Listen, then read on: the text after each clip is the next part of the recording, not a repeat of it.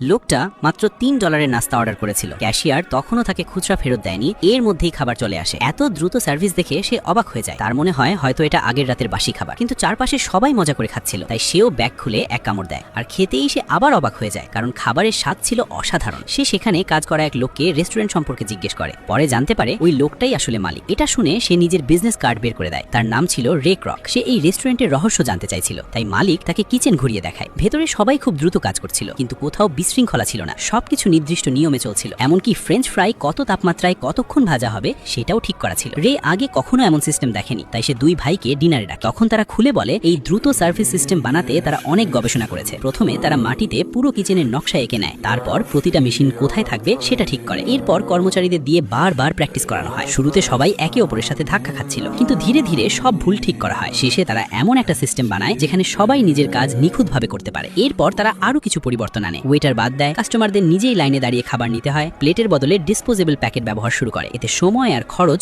দুটোই কমে যায়। আর এভাবেই রেস্টুরেন্টটা দ্রুত জনপ্রিয় হয়ে ওঠে। সেই রাতে রে ক্রক ঘুমাতে পারেনি, তার মাথায় তখন একটা বড় আইডিয়া ঘুরছিল। পরের দিন সে দুই ভাইকে বলে এই রেস্টুরেন্ট শুধু এক জায়গায় না, পুরো দেশ জুড়ে থাকা উচিত। প্রতিটা শহরে, প্রতিটা ছোট্ট টাউনেও এই গোল্ডেন আর্টস থাকা দরকার। এমন একটা জায়গা যেখানে মানুষ